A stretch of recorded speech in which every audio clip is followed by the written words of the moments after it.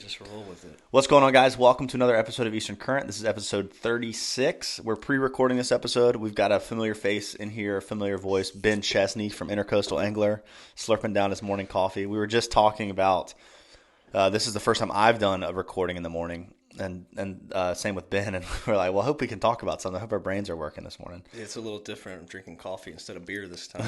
Yeah. If you were drinking beer this morning for the podcast, I might be like, hey, Ben, let's talk after the podcast. But we're not offshore fishing. That's the only time where you're like legally allowed to drink beer before 9 o'clock, right? I'm just any fishing. Any fishing, that's true. Any slow fishing or really, really fast-paced fishing, I feel like. Or good fishing. Yeah. So, well, this is episode 36. We're going to talk today about kind of spring preparation, summer preparation, go through some tackle, kind of talk about what the fish are doing this time of year, trading from their wintertime patterns into their spring patterns that very quickly transition into their summer patterns. I would say their spring stuff is more of like a very transitionary time. It's not a very long-lasting pattern. And then you get into summer, and it's kind of the same deal for months, just like winter is. Yeah, I think you nailed it on the head. It's transition. The transition, yeah. Honestly, spring is my least favorite time to fish. Mine too. I think a lot of people. Yeah. It can be tough. It gets really tough. It seems like you get these warming days, and it's calm, and you go out there, oh, it's going to be on. And it's so hard to locate the fish if you're not staying on top of them. Schools of trout are starting to break up. Schools of redfish are starting to break up. Yeah, they're on the move into their summer patterns, and it can be tough to locate them because with that warmer weather, I feel like you think that they should be here, some of my summer spots, because you feel like it's a summer day, but it's not. They're moving into those spots and those different patterns. Yeah, I think one of the biggest things for me going into that was like really starting to pay attention to water temperatures. And not that I've got him dialed down. Cameron, he's really good about, like, he's got a full journal of like every day that he fishes. He takes down water temperatures, he takes down conditions, and like he's been able to go back and be like, oh, when it was 65 degrees, these fish moved into this area, and been able to pattern it. Yeah, and an easy way to do that, which I've done in the past, is I'm not very good with remembering numbers and that sort of thing. So I can remember dates, certain trips off of maybe events. Like, here's an example. So when Arlen's daughter, Emily, was born, that week we had an epic trout bite. It was the spring. She was born in April. And I'll always look back to that trout bite, and I can remember that bite off of her birthday. That's cool. So I'll go and look at the water temperature on NOAA buoy data and try and recreate that. So NOAA buoy data is a good... To look back. Yeah, they have they archive all the water temperatures. So you can go and look at the buoy and go back and look at your water temperatures. So that's an example. Genius. Yeah. I've seen some of that stuff online, and I haven't messed with it, but there's like some apps now that you can take I think it's Angler Labs. Have you heard of that? Angler Labs?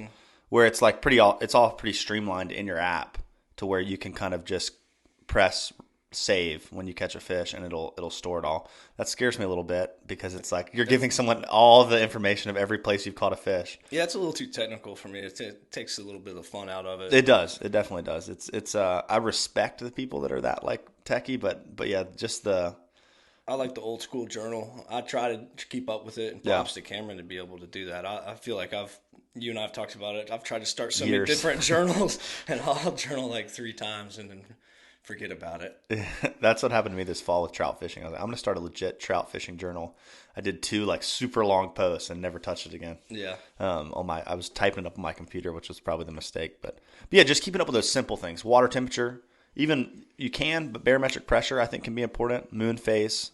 Definitely your moon phase and your water temperature. Yeah, those are the 2 going biggest. in those transitional periods, because that's going to be where you're I guess looking for those fish. That's when they're gonna be moving, because they follow those water temperatures instead of dates. Yeah, for sure.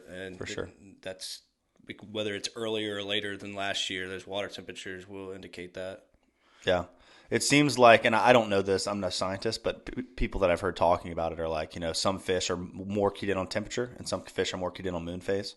I don't know how you really know that, but that's what I've heard. But yeah, those are the 2 moving factors for those fish. A trout is going to be both. Yeah, definitely. Well, cool. So yeah, we're gonna go through kind of this whole transition period, talking about one of the big things that is so important is you've gone through the summer. A lot of you probably haven't fished a ton through the winter. You're getting ready for and you've gone through the fall and you're getting ready for the summer and spring fishing. And it always happens to me. I'll open like a topwater box or something like that I haven't touched in a little while, and everything's rusted out. Everything needs fixing. One time I took some acetone to clean all my topwater plugs, started cleaning them, and just all the paint came off of them. So we're going to talk about kind of what Ben likes to do for, getting all his stuff ready for the new season.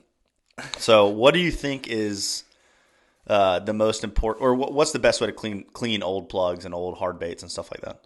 Well, the most important part for me is definitely changing out your hooks. Yeah. Like you said, springtime is a great. It's when you get your gear ready. Yeah. You don't want to go in the summertime. If you're like me, you don't get an awful time to fish. You want to make the best of those opportunities, especially if you get the right bite. You don't want to blame losing a fish or missing a fish on a tackle failure. Definitely. So you want to prepare, get your tackle right. Make sure you change your line out. Make sure all your gear is ready. If you need to get some new reels or get them serviced, now's the time to do that. Cool. So if people need to get their reel serviced, do you have a good resource for that?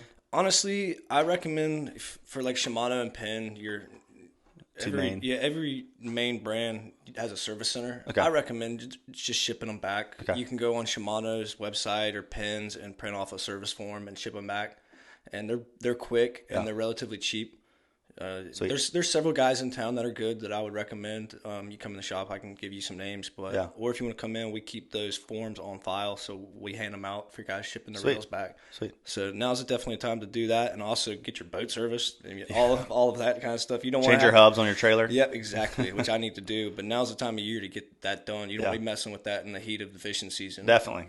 Yeah, I changed the hubs last night on my trailer. I didn't think they were going to be bad. Michael, our buddy, came over. And I just burped into the mic. That's a first. And we lifted it up, and they're 2 years old, and I do really focus on trying to launch my skid without getting my hubs in the water. They still get in the water sometimes.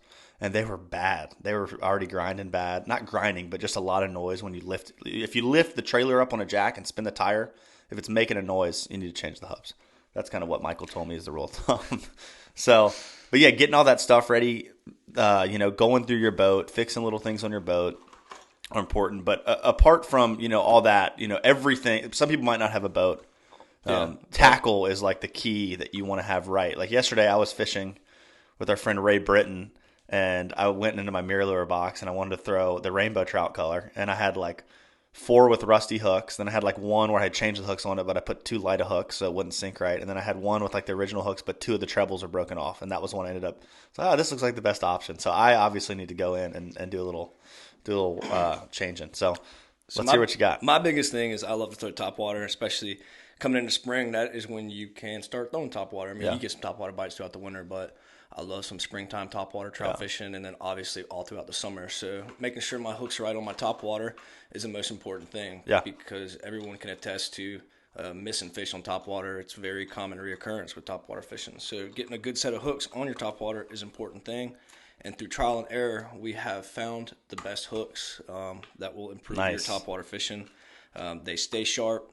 Your topwater bites will your fish will stay pinned. Your hookup ratio, I guess, would be the right word to say. Yeah. This is the owner stinger. It's the ST4610, the 2X, right here. Sweet. For your one knocker spooks and your Rapala skitter walks, I like the size 2. Okay. For your spook juniors, you can go to a size 4, but these things are the bomb diggity. Yeah, those are sharp, man. They're very sharp. Believe me, I had one go through my thumb this summer. Oh, is that the one with the trout? Yeah, I had literally all the way through my thumb. I can attest they are very sharp. Very, very sharp. Yeah, I put those on some of my baits, and not even they're sticky. They're like sticky sharp. I put these on my spooks, especially the one knocker. I don't know if you can see it, but the gap on those hooks is very small. I replace those hooks straight out of the box, and this is my number 1 trout bait. Yeah, and I swear to you, it will outfish most other topwaters for a trout. People get nervous with a trout. They think they need to fish a small topwater. Well, it's frustrating. I get people come in the shop all the time and say, "Hey, what's a good trout topwater?" I go over and I immediately walk over, grab the whitehead, redhead, or the redhead white body one knocker spook. Man, that's way too big for a trout. Then why'd you ask me, man?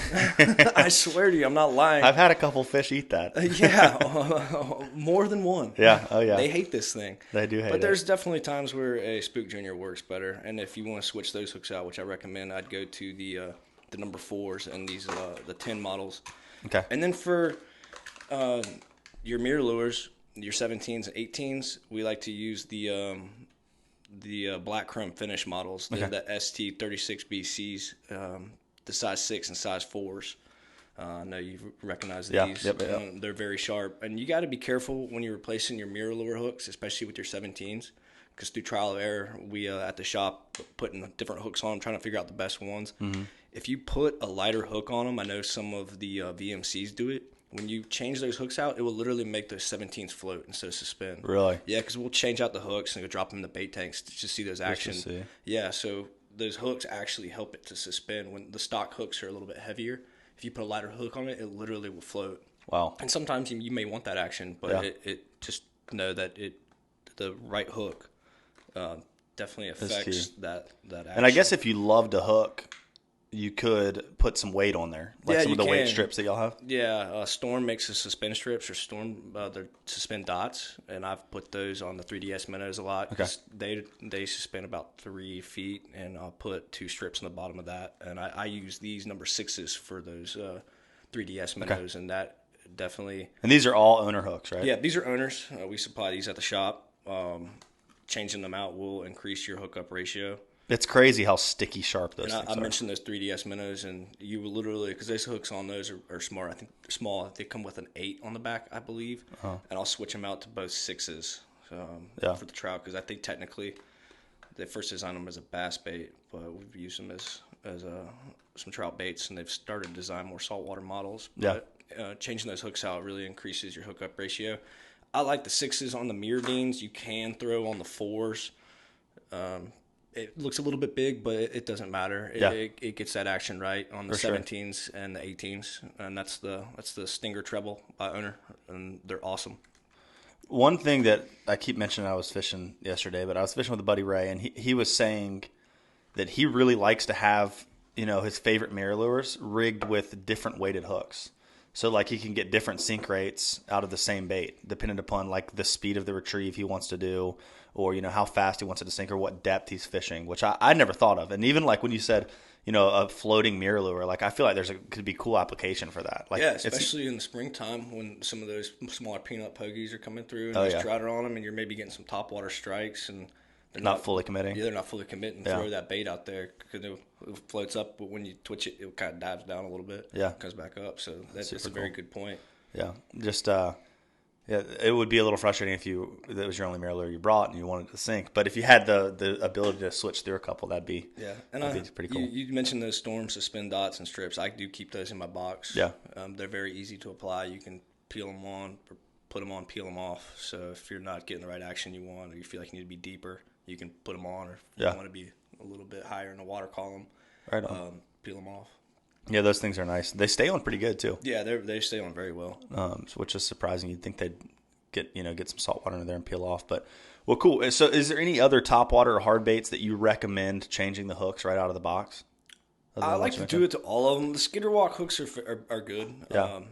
I wouldn't say it's necessarily super important. I do it just because I want to increase my chances. Like I said, you may not get to fish all the time. When you go, you want to be rigged right. You don't want to miss your opportunity, miss your blow up. Yeah. Because it's very common to get a blow up and miss a fish. And I'm telling you, putting these Stinger trebles on there will increase your hookup ratio. Yeah. So I like to switch them out on all of them. Definitely. Yeah, it seems like a lot of the hooks that they come with are a little bit thicker gauge wire. And not quite. I mean, it seems like they last longer, like that thickness. Like when you're using pliers to pop it out and everything, it lasts a little bit longer. But they're definitely not as like tacky, sticky. Where a fish comes up and I see with trout all the time. They come up and slap a bait, and you hook them on the outside of the face because the hooks are sharp. Man, when I started putting these stingers on there, a 3DS minnow is a good example. I started catching a lot more fish in the back of the head. Really? In the tail where they come up and slap it and they get hooked. They get hooked, yeah. They're so sharp. All right, enough about sharp hooks.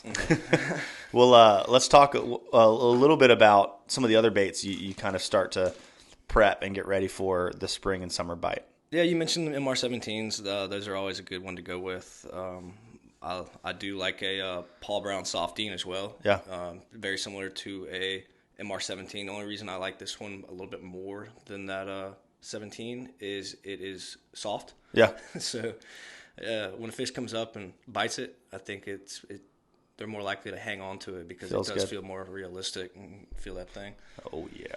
And that's a bait for some reason I like during the springtime, especially lower river. I fish a lot in the lower Cape Fear rivers and some up in New River. Those fish start migrating out of the creeks and moving towards the mouth of the rivers. And a lot of those peanut pogies start moving too, and that's what they're feeding on. And I like these baits for that. Those Paul Browns, they're mirror lure baits now, right? Like you can go on the mirror lure site and get those? No, I think they're through Paul Brown. They're still through Paul Brown? Okay, cool. And y'all carry them at the shop as well at Intercoastal Angler. Yeah, we do. Sweet. And that's the 808 version. That looks so good. You can never go wrong with an 808. And I still like to throw some Z-Mans. Obviously, that's always my choice for soft plastics. Trout tricks all throughout the time of the year. Yeah. But, especially in the spring. I've got a purple death color right here. I mentioned I'm fishing in the river a lot, so I like a chartreuse bait with some purple in it most of the time. You see I brought two versions of Sexy Mullets. One's a Scented Paddlers in the 4-inch and one's a Diesel Minnow. This, if I had to take one bait into the river, fish it from downtown all the way to the lower Cape Fear, or even up in New River, but mostly Cape Fear, this would be it right there, especially during the summertime. For whatever reason, trout, flounder, redfish, it works well. Yeah. 3/16 ounce jig head. This is one bait I haven't fished that much by Z-Man. Is the Paddler Z, which I need to get. Man, it's that it swims so good. It does. I love the Diesel Minnows, but I know you're a big advocate of Diesel Minnows, but those the Scented Paddlers work very well. They're probably one of my go-tos throughout the summertime and the spring especially. If I'm not throwing a top water, that's going to be my next go-to. Yeah. What do you like to rig that? What kind of hook do you like to rig that on? I rig it on a straight jig head. Yeah. Blue Water Candy makes one. It's the XI ball jig head. I fish at 3/16 99% of the time. Yeah. Because you can fish it in shallow water, or if you fish it slow enough in deeper water, you can get down. Definitely. You can use it in a lot of different water columns. If you're fishing really shallow, you could fish an 1/8. But also, I know you've been fishing the Texas side jig heads by iStrike. Z-Man's been come out with as well, and they would fish well in that too. Yeah, for sure. Yeah, I guess the thing you got to be careful about with those kind of swim baits where they're jointed, or not jointed, but like where they've got I don't even know what you'd call it, but they've got the slots on the side so it swims better. I'd call it. I guess do you usually like to fish a jig head, and that's a long section there, but where it would come out before that first segment. You want the hook to come out the back, I guess, before it starts to segment. And I haven't really played with it too much, but I think that jig head would probably fish it a little bit better. Because these baits do have two different segments in it, and that's what helps it give it a lot of action when you're slow rolling it. And I think that 3/16 ounce jig head would fish it a little bit better. But that is a good springtime bait. Definitely. And I move it in throughout the summer. It's one of my absolute favorites. I know you go into the shop, talk to Ryan, Andrew, they will definitely agree with me there. I think Ryan's actually one of the ones who got me fishing that. Yeah. I think one of and even for myself, big time, one of the things I've missed out on for so long was just swimming a paddle tail. Like just actually throwing it out there and retrieving it straight back to you with maybe a few twitches. But I mean, you can catch fish on a paddle tail, throwing it out there and just reeling it straight back to the boat. Like it's a do nothing lure other than reel it in. Yeah, we would call that an idiot bait. An idiot bait, yeah. Because you're idiot proof. You give it to somebody and you say throw it out, let it sink for about 3 to 5 seconds depending on your depth, and just slow reel it back to you. Yeah, and like you said, it's something I've started doing more in the past 2 years. I most of the time would let it either drift in current or bounce off the bottom, which are both two effective methods. But really slow rolling the paddle tail, like those Scented Paddlers or the Diesel Minnows, is awesome. It's probably my favorite. And it's probably the most natural retrieve out of all of those things. Oh, absolutely. It's just swimming it, because you look at any mullet, it's not like it's bouncing around on the bottom. It's swimming down a shoreline or wherever. I would say it's definitely the most effective way to move it. Yeah. As soon as I don't know when I finally started doing that, I was like, I feel like I've been just fishing this all wrong the whole time. Yeah. But, there's applications for different. Like if you know fish are sitting in a specific zone and you want to keep it in there longer, the bouncing, and let it bounce up and then let it sink back down. Especially shallower water. Shallower water. It's going to be hard to keep that bait off the bottom. Or definitely. If you're in really deep water, say an inlet, I like that drift method a little bit. Yeah, but definitely with the current. And you definitely still can use that slow roll. It's probably still one of my favorites in deeper water, but you just got to up your weight. Yeah. In that deeper water too, I like the paddle tail. I mean, like the fluke style baits and like the trout tricks are nice too. But the nice thing is when you jig that paddle tail in deep water, and then while it's falling, it's still kicking like crazy and a lot of movement. Yeah, I'll actually go up to a storm shad. A storm shad? In that situation, just a little bit heavier. I like the 4-inch ones. Yeah. Well, let's talk. We'll get back to the tackle box thing, but I think it's important to talk a little bit about kind of what these fish are doing transition wise, and playing into like the way that we're working these baits and the areas that we're looking for these fish. As that water warms, this time of year, I feel like the trout, transition quicker on small little weather changes. Mm-hmm. Like you can go jump to top water on a warmer day in February. Redfish, not as much. I mean, they'll eat well, but it's all real slow retrieves. But like we can talk a little bit about how you can fish a little more aggressively as the water temperature warms up. So what are you kind of looking for? Let's say you're fishing the lower river. So like we're talking about fishing coastal rivers, near the mouths of coastal rivers. What would you say kind of like your go-to routine is in the morning? Like how are you going to go about fishing an area as it warms up, looking for redfish and trout? And the baits you're going to use and the GPS coordinates. It's the running joke on a podcast is to talk about GPS coordinates. Yeah. Man, honestly, the springtime for me, I'm chasing big trout. That's when you can start catching your bigger trout on top waters. They're moving out of the creeks. They're going into their, leaving the rivers or going to the river mouths for whatever reason, especially with Cape Fear. They'll move down to the bottom around the lower river and stay there throughout the year, and also mid-river. But I'm going to be fishing a lot of points, and topwater is going to be my go-to majority of the time, and probably a soft, not a soft bait, but a 17. Yeah, MR17, the Marilure. Yeah, and just looking for bait. Like I said, seeing a lot of pogies that time of year. And I mentioned a while back, there's one trout bite I got on 3 or 4 years ago that I keep going back and trying to recreate. Yeah, recreate. Thank you. Reoccur works too, I think. Yeah, but throwing topwater is probably going to be my go-to. Yeah, for sure. And then from then on out throughout the summertime, that would be my go-to thing. Probably get on the trolling motor and look for some points, current moving. When you and I started fishing, or when I started guiding, I've been guiding a couple years. I still had a bunch of open slots in the summer, and the amount of evenings that me and Ben spent on the water throwing topwaters was, I don't know, we could probably tally them up, but maybe uncountable. We spent a lot of time throwing topwaters. There was one, I'm going to have to share this story real quick. So there was one time, this is the Tommy story with the topwater eat. Oh, yeah. So we're sitting in this creek, and our buddy, our old roommate, throws a topwater plug, huge wind knot. But it gets pretty far away from the boat, probably like 30, 40 feet away from the boat. Definitely not because Tommy's angling skills. No, definitely not. Tommy sucks at fishing. I'm just kidding. He's sitting there. The topwater's just sitting on the water, and he's untangling this big wind knot.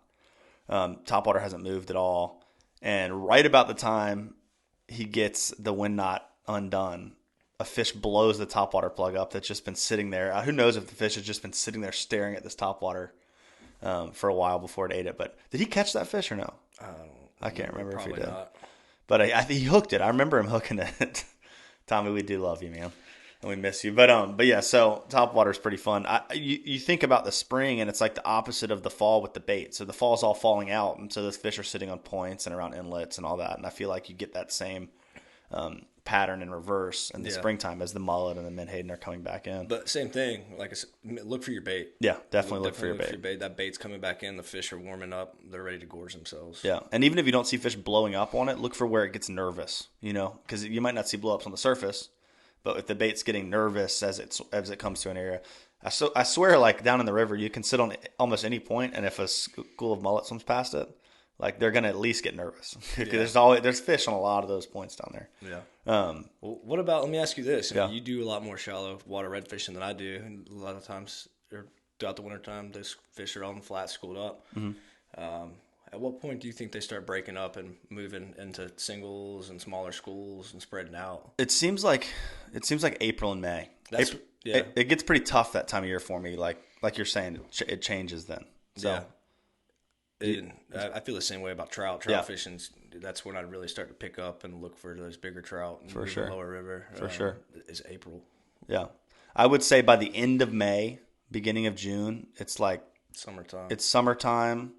It can still sometimes be a little tricky to stay on them. But April and May, this huge transition. I think, honestly, a lot of those fish, just like they do in the fall, they move to those inlets or those areas where a lot of bait's going to be coming through as the water warms up and hang out there instead of hanging out shallow. You know, they've been hanging out shallow with all the other bait that's sticking around in the winter because they can feed on that. But then they're like, all right, there's a highway of bait here.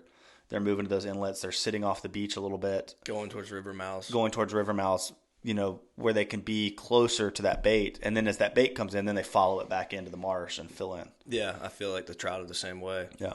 It's a frustrating time of year, though. I kind of just had that realization more just now. I'm like, all right, I'm going to have to do a little more inlet fishing but I do, in the spring, man, you can crush the redfish on the jetty at Wrightsville Beach. Like, it's kind of, or even the near shore wrecks, but some of the best sight fishing off the beach that I've had has been like late winter, early spring.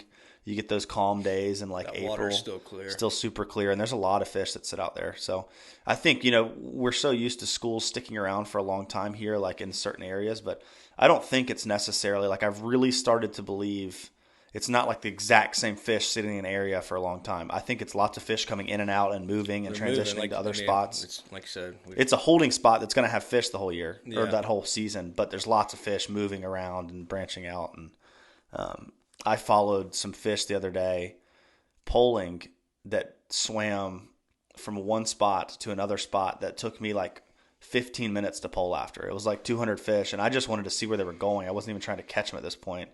I was just pulling my butt off after these fish, like staying about 50 yards behind them, and they were just kind of slowly waking down this creek. And I've seen you pole fast. I don't know if you remember when we were in the Keys once. And we trying were to keep up with the stuff. We frustrated with the oceanside fishing, so we bumped into the back towards the glades. And we were messing around with some sharks, just passing time, and all of a sudden about 6 or 7 jumbos came swimming by, and they were hightailing it, and you stayed on them pretty good pulling.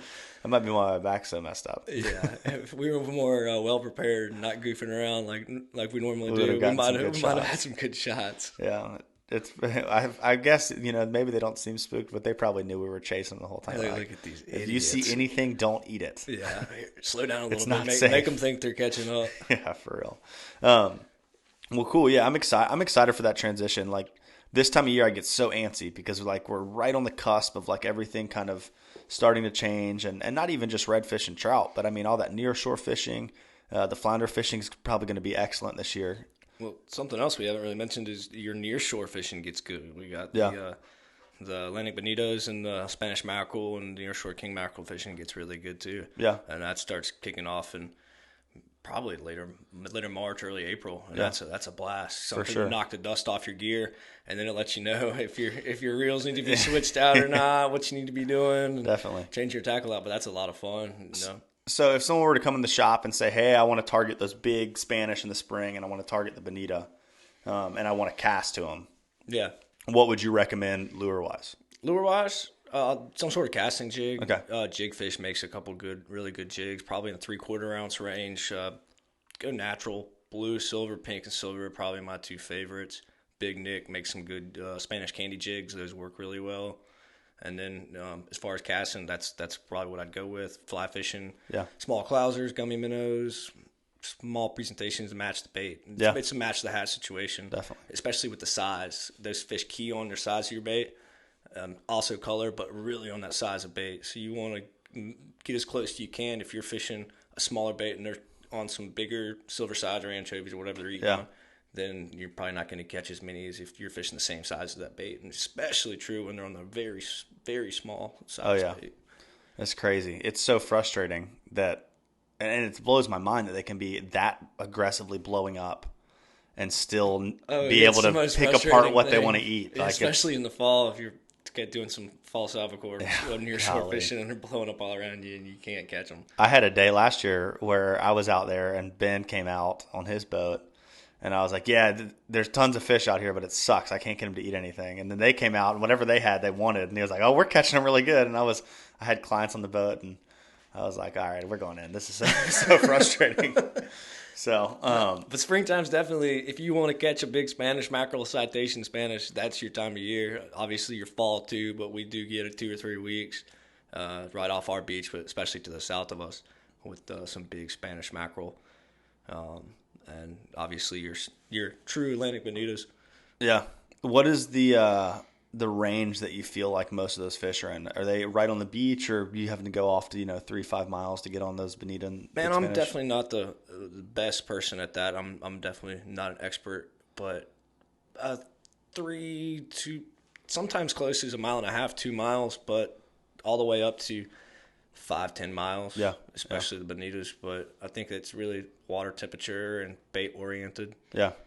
I think another thing that people really miss out on too this time of year is that like and in the spring is that near shore and even like inlet fishing for or any inlets with structure. So the structure closest to the transition points, like the inlets for fish to come into the sound, is that sheepshead fishing. Like there's a lot of good sheepshead fishing opportunity on the near shore wrecks as we go from now until summer. Yeah.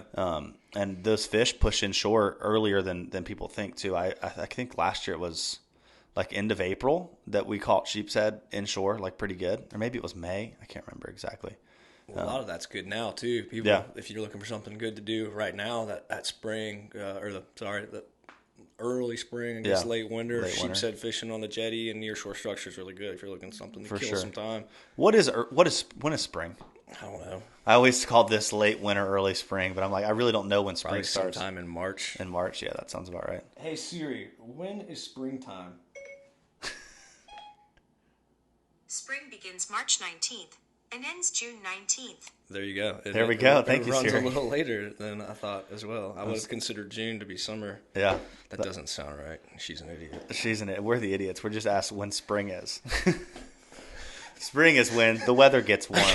On a springtime fishing podcast, we probably should have started with that, or at least known when spring is. Yeah, so now we know. Thanks, Siri. Hope we don't have to pay Apple for that, Ben. I'm just kidding. But yeah, so that sheepshead fishing is really cool. It's hard to find crabs this time of year. Yeah, is the problem. Yeah, when we have live shrimp, that's always good. But you can get clams at some of the fish markets, or go dig your own. Or using blue crabs, it works good. You quarter them. I'm trying to think, if you buy frozen sand fleas, it can be all right. But definitely that fresh bait is what you want. It really makes a difference. I've seen it even with dock fishing, having frozen shrimp versus fresh shrimp, and then obviously live shrimp. But you're going to get way more bites on your fresher bait. They can tell. Yeah, they can definitely tell. If you do not have fresh bait though, and you saute your shrimp in a little bit of butter before you put it in your tackle box, your bin, and take it out there, I'm just kidding. Man, I've done that so many times. Go to the fish market and buy about a pound of shrimp. Yeah. Just because it definitely makes a difference, and go and fish and still have some left over. Go cook it. Go cook it. I thought you were going to say the opposite. Go cook it, and if you don't eat all your shrimp, you take it out of the boat the next day and fish it. I don't know if that'd work. That'd be a fun test though, to take some cooked shrimp like that you cooked for dinner, put it on a hook where there's redfish there, and pitch it in there and see if they'll eat it. And have a couple different types: fried shrimp, shrimp scampi. I'm just. Well, I'm a big advocate of some garlic scent, garlic pro-cure, garlic bang spray. That's true. So garlic shrimp. We were missing out on something. We might be. The fish just come flocking to that. I'm gonna try it. I think that'd be a funny video to do. Yeah. Well, let me ask you, what's your go-to spring redfish baits? My go-to spring redfish baits. Oh, it depends, man. Usually, I'm going to be fishing a soft plastic on a jig head. And do you think they're more aggressive in the springtime with that warmer temperature, so it may not matter as much? Yeah, there's definitely that. And from now until summer, you have the opportunity to catch those fish on topwater. It's not the best. So we're throwing nothing but topwaters. So we're throwing nothing but topwaters. But it's not the best bait to throw at all times. But if you have 4 or 5 days of warm water, and you really got to read the fish. Like if you're looking at the fish and they're all swimming on the bottom, there's no way they're going to get topwater. But when they're real happy and they're flashing a lot and they're floating up near the surface, they'll eat a topwater all day. So you really just have to read those fish to figure out what they want to eat. There might be sometimes too where they're floating, mid water column or maybe up near the surface, but they're not aggressive enough to eat a topwater yet. Fishing a bait like a Paul Brown or something that's suspending, or just a really light jig head that you can just kind of swim through with a paddle tail, that works better. You just want to try to fish to where they are in the water column. And so lately it's been a light jig head, throwing it out, away from the school, dragging it into the middle of them and just shaking it on the bottom, barely moving it, just kind of shaking it around, and they'll pick it up. But very soon we'll start to see, more aggression from those fish as it warms up a little bit. In the spring, though, I didn't even really answer that question. I just talked for about 5 minutes about something else. In the spring, I would say, what's a good one as that water starts to get dirty is a paddle tail with like an underspin. I started fishing that last year a good bit. Yeah, it's just a good search bait. It has a little more presence in the water. It's not going to be my sight fishing bait, but that's a good first bait to start to like blind cast with in areas because it's not too aggressive, but it gives a little bit more. The fish are going to be aware of that bait a little bit more than just a paddle tail. Puts out some vibrations. Yeah, I've seen a lot more. Those underspins have become more popular. I haven't fished them. Yeah, they're cool because like you can't really do it with a spinner bait. You can't like stop and jig. I mean, I'm sure you could stop and jig a spinner bait, but like if you have an underspin in your hand, you're blind casting, and then all of a sudden you see a redfish, you still like in shallow water, you can still pitch that up and bounce it around. Like that little blade on there is not going to affect if that redfish bites it like you're fishing a jig head. So it's a good bait to kind of when you're starting to speed up your fishing a little bit. It's probably a good sight fishing bait too. Yeah, for sure. Burn it past them, they're gonna see it more. Yeah, they're gonna see it. You can feel it too, like when you start to speed it up, just like a spinner bait. You feel that. Man, that might be a good bait for me. Since I'm a little definitely colorblind. Yeah, you'd be able to see fishing, it. I can see it. See that flashy silver or gold thing underneath there? That's your bait, Ben. All right, keep reeling it. Oh, it's gone now. He ate it. See how your rod's bending? Now set the hook, buddy. I'm just kidding. Yeah, there's so many baits. Like I feel like we get so set in. Fishing just the normal stuff. I remember I got hooked on watching, and if y'all aren't watching this watching this YouTube channel, it's called Tactical Bassin. It's all about bass fishing, but these guys break down all these different baits and lures to they'll talk about underspin for an hour in a video, and it sounds, a lot of YouTube videos and stuff you see, it'll have a good catchy title and you click on it. And there's not much. You're like, all right, there's really no like depth or wealth in this this conversation. But everything they say is like something that is good to know about that bait. But man, I started watching that and looking at some of the stuff they're fishing. Everything we get in the redfish world, I feel like at first was something that they were bass fishing with. Oh, absolutely. So if you can kind of look at some of the new stuff and stay in check with it, like one bait that I know Chris Bush from Spreckled Truth was talking about trying is a spy bait, which is like a little hard bait with a propeller on the front and back, like you fish it maybe like a Yozuri 3DS minnow. Yeah. And he was talking about that for trout, but just like trying to stay ahead a little bit and fish, especially on pressured fish something that they haven't seen or been like aware of yet. So that was a good plug for their. One of my favorites is in the past couple of years. I know you started fishing a lot too. Is a chatterbait for. Oh yeah. That chatterbait's great. The funny thing about a chatterbait too is like a lot of times the bite, you don't feel a tug, you feel nothing. Like all of a sudden you feel the chatterbait and then you don't feel anything because I swear those fish follow it for a little while and eat it from the back, surging forward. So you're just like reeling it at one speed, and then all of a sudden for like a split second it just goes like pretty slack. Mm-hmm. That was in Louisiana. I think the fish here eat it a little bit different, but I'd say that would be probably a pretty good springtime bait, especially in some of your darker water. Yeah, it's always one of my go-tos. Do you have a color that you like? Chartreuse and white is probably my go-to. Chartreuse and white, especially in that dirtier water. Yeah. How about you? Yeah, I would say probably white or chartreuse, or like a dark color if I'm fishing. Yeah, black and purple. Black and purple is good. One of my favorites too. There's a Z-Man, man. They make a ton of different styles of chatterbait. Yeah, well, I think they own it now. They own Chatterbait now? I think so. I think they bought the rights to it, if I'm not mistaken. I could be wrong there, but I think that's the case. That's the case. Yeah, there's different styles that all work a little bit differently, but you can take those a lot of those bass chatterbaits. Like I know there's like the very simple redfish chatterbaits. Yeah. But you can also fish all those bass chatterbaits, and even from Z-Man, you can buy these packages of like different colored skirts. So you can like change your skirts out and everything, and really play around with the color. Do y'all carry the skirts and stuff at Intercoastal Angler? We don't. It might be something that we might have to look into, especially with our expansion having a little more room. Yeah, definitely. Obviously, right now we're just packed to the brim. It's always a challenge getting new stuff in, trying to figure out where to put it and what to axe and get rid of to replace it. Yeah. So it's like y'all are at the point right now of if you bring one new product in, you usually have to push one out. Yeah, usually it ends up in a bucket somewhere, or somebody's tackle box somewhere. Yeah, or the new product just gets thrown on the bottom shelf. It's especially true with the Z-Mans because there's Z-Mans coming out with a new bait every day, a new color. We're always trying to get it, and we're just out of space for them, so we'll just line them all on the bottom.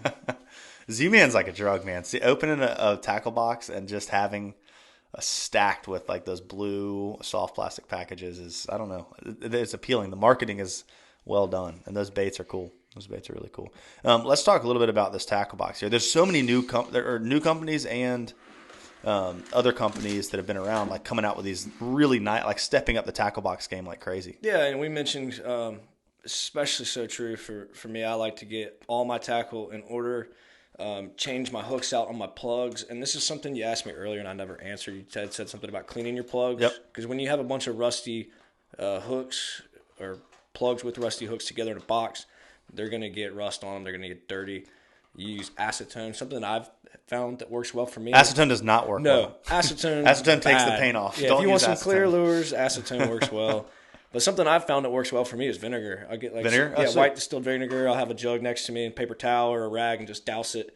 And wipe it down, or I think even soaking it would help get that. Soaking it in the vinegar? Because it's not going to take that paint away, but it will take that rust off. Yeah. One thing I found too is like an old toothbrush. If you have a little bit more built up rust, don't use anything too coarse because it'll start scratching the paint. I like it just a paper towel. Yeah, paper towel works great. But it's changing out your hooks, and then also when do you change the split rings pretty often too? Not if it's necessary. If your split rings are rusty or they're staying open, they're not closing. Yeah. And let me say this: something to change your life with changing these hooks out. It's a pain in the butt to use your fingernails. Don't do that. Buy you a good set of split ring pliers. It makes this process so much easier. It's a nightmare trying to do it without it. They're $10 to $20. Just do yourself a favor and get a pair. Yeah. Keep them at the house. Your thumb will be sore. It will go from a very negative, frustrating experience. You're going to come in the shop and want to punch me in the face to being happy. Don't punch Ben in the face at the shop. Just don't. Do it in the parking lot. But what I'm saying is, if you got a bunch of rusty plugs in a box, chances are your box is going to be rusty too, and you don't want to put a bunch of brand new clean plugs with new hooks back into that same box. Yeah. So go get a new box as well. They're not too expensive, $10 to $20. But I wanted to show you these new Plano Edge boxes that just came out with. They're pretty cool. They have that new mirror lure box. I think I showed you. Yeah. Post on Instagram. They've got this. They look like little spikes, rubber, but like tons of little spikes in there. Yeah, but it holds your mirror lures so that your hooks won't get attached. You're not trying to untangle them. They're pretty cool. But all these boxes, they come with a dry lock seal on them, so they're waterproof. But they also have a rust restrictor tab in them that helps suck that water out of your box. Sweet. And they're really tough. I jumped on one yesterday. They didn't break. Yeah, if you don't believe that, go to the Intercoastal Angler page on Instagram, and there's a video of Ben jumping on it. We might have had to get someone a little bit heavier to really test the product. You should just keep testing it and see what the breaking weight is. That's a good idea. And then post that person's weight on Instagram. I'm just kidding. And I'll shame them into losing weight. Yeah, exactly. It'll probably be me. Man, I tell you what's really cool, and I don't know why, but this is one of my favorite parts, is I hate getting a new tackle box and having to get a pair of scissors and cut all those dividers. Oh my gosh. It's a pain. But Plano they took all the dividers and pre-cut and have them in a clear plastic sleeve. That's sweet. So that is worth the money right there. But these things are cool. They've got, like I said, they got a seal. And that's the Plano Edge box. And I go through. Sorry for y'all that are listening. I go through quite a few boxes with braking, especially on the hinges, but these are pretty tough. So if you're changing out your hooks and cleaning your lures, then you need some boxes. Check out these new Plano Edge boxes. We got them at the shop. They're sweet. Those are sweet. Yep. And they've got do the ones with that hold the mirror lures, do they have rust restrictors? Yep, all three of them. We carry the 3700 series, 3600 series, which is this one right here, and then that crankbait box, I think, is what they technically call that, the one with the pointy rubber things. But I kept having walking by it and pulling them out and putting them back in because it's kind of fun. It looks like there